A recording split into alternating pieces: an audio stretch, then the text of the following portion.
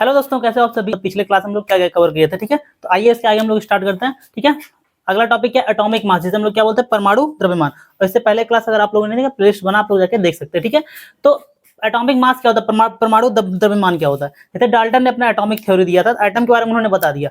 अब लोगों के अंदर है कि एटम है क्या चीज, उसका मास क्या होता है, उसके अंदर क्या चीजें हैं, मतलब कौन कौन से सब एटॉमिक पार्टिकल हैं, ठीक है। उसको हम लोग मतलब आगे वाले चैप्टर में पढ़ेंगे, ठीक है। तो जो डाल्टन का एटॉमिक थ्योरी था, उसने ये चीज एक्सप्लेन कर दिया कि मतलब एटम होता है। अब एटम की मास निकालने की बात आ गई, ठीक है। तो सबसे पहले क्या हो गया, डाल्टन का जो एटॉमिक थ्योरी था, उसने एटॉमिक मास मतलब परमाणु द्रव्यमान के बारे में आइडिया दे दिया था। तो अब साइंटिस्ट लोग क्या करने लगे, मतलब इस पे जांच करने लगे, मतलब एक्सपेरिमेंट करने लगे, ठीक है। एटॉमिक मास निकाला कैसे जाए। तो डाल्टन का जो एटॉमिक थ्योरी था, उसने एटॉमिक मास के आइडिया के बारे में बताया, जो लॉ ऑफ कांस्टेंट प्रोपोर्शन, जैसे हम लोग पढ़े थे ना, लॉ ऑफ केमिकल कॉम्बिनेशन के दो नियम पढ़े थे, law of conservation of mass और लॉ ऑफ कांस्टेंट प्रोपोर्शन, ठीक है। निश्चित अनुपात का नियम, ठीक है, के बारे में अच्छे से एक्सप्लेन करता है। एटॉमिक मास निकालने के लिए हमें एक स्टैंडर्ड एटम की जरूरत होती है। स्टैंडर्ड एटम मतलब एक मानक परमाणु मानना पड़ेगा। जैसे एटम इतना छोटा होता है, तो ये पॉसिबल नहीं है कि सभी एटम का मास निकालना पॉसिबल, क्योंकि इतने छोटे, इतने माइन्यूट है, हमें दिखते भी नहीं है, ठीक है। माइक्रोस्कोप से देखना पड़ता है, मतलब उनका साइज क्या होता है, नैनोमीटर में होता है। तो इतने छोटे ये साइज होता है, तो इनका मास कैसे मेजर किया जाए, ठीक है। तो ये एक चैलेंज वाली बात थी। तो बहुत सारे साइंटिस्ट लोग मतलब इस पर प्रयास करते रहे। तो एटॉमिक मास निकालने के लिए एक स्टैंडर्ड एटम से कंपेयर किया गया, रिलेटिव किया गया, ठीक है। मतलब एक रिलेटिव एटम लिया गया कि मतलब इसका मास हम लोग निकाल लेते हैं, ठीक है, एक मास का पता कर लेते हैं और इसी से कंपेयर करके सबके एटॉमिक मास के बारे में हम लोग क्या करेंगे, निकालेंगे। तो एटॉमिक मास निकालने के लिए एक स्टैंडर्ड, एक मानक एटम के मास से क्या किया, कंपेयर किया जाता है। मतलब जो एटॉमिक मास होता है वो एग्जैक्टली उसका मास नहीं होता, वो कंपेयर करके रिलेटिव मास होता है। क्या होता है, रिलेटिव, सापेक्षित मास होता है, ठीक है, द्रव्यमान होता है।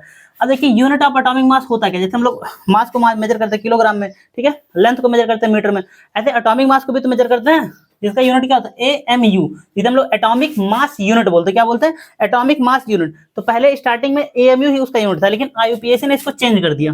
हम लोग पढ़ चुके IUPAC क्या, एक संगठन है, ठीक है, जो मतलब एलिमेंट का नाम, उनका एटॉमिक मतलब साइज डिसाइड कौन करता है, प्रेजेंट टाइम IUPAC करता है। तो उसने यू नाम दे दिया, क्या दे दिया, यू का मतलब होता है यूनिफाइड मास। तो एटॉमिक मास का यूनिट क्या होता है, AMU भी होता है और यूनिफाइड मास भी होता है, ठीक है। अब सबसे पहले हम लोग देखते हैं इस जैसे जो स्टैंडर्ड एटम माना गया, ठीक है, स्टैंडर्ड एटम मतलब मास निकालने के लिए जो स्टैंडर्ड जो मानक एटम माना गया वो कौन कौन था। सबसे पहले ऑक्सीजन 16, ठीक है, ऑक्सीजन का जो आइसोटोप था ऑक्सीजन 16 को माना गया कि मतलब ऑक्सीजन 16 से हम लोग कंपेयर करते हैं, सबका एटॉमिक मास निकालते हैं, ठीक है। तो एक AMU बराबर मतलब एक एटॉमिक मास यूनिट बराबर 1/16 मतलब 1/16 मतलब 16वां भाग mass of an atom of oxygen. मतलब ऑक्सीजन के एक एटम का 1/16वां भाग जो मास होगा वही क्या कहलाएगा, एक AMU मतलब एक एटॉमिक मास यूनिट के बराबर होगा, ठीक है।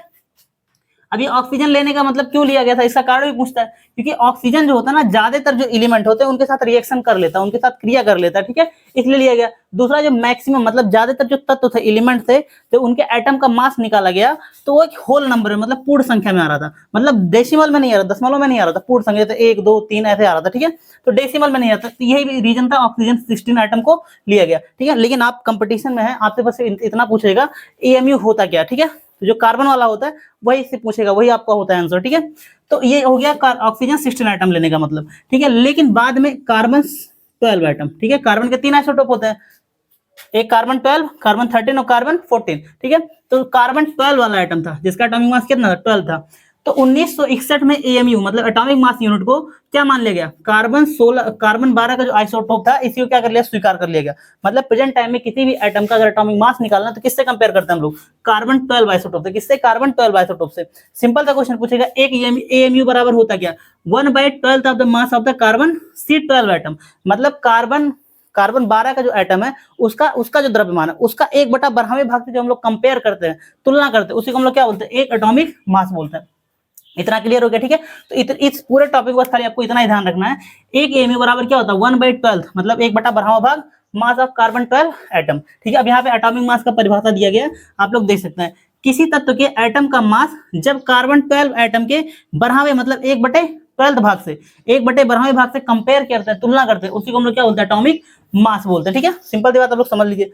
अब अगला है ग्राम एटॉमिक मास, ठीक है। तो ग्राम से क्लियर है, ग्राम, ठीक है।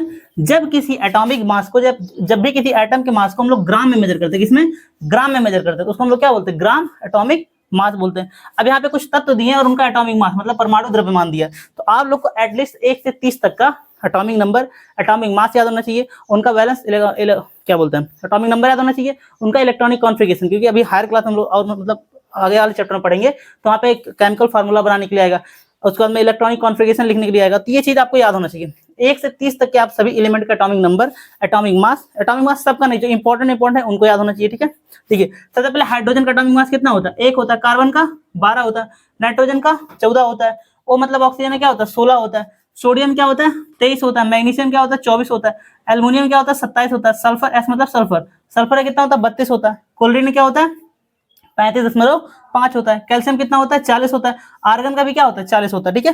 तो ये था एटॉमिक मास के बारे में, ठीक है। आप लोग देख सकते हैं छोटा सा क्लास था, बहुत बड़ा क्लास नहीं था। अब इसके आगे वाले टॉपिक है, पॉइंट है, हम लोग अगले क्लास में कवर करेंगे। मिलते हैं अगले वीडियो में, तो बाय बाय, टेक केयर, जय हिंद, थैंक यू।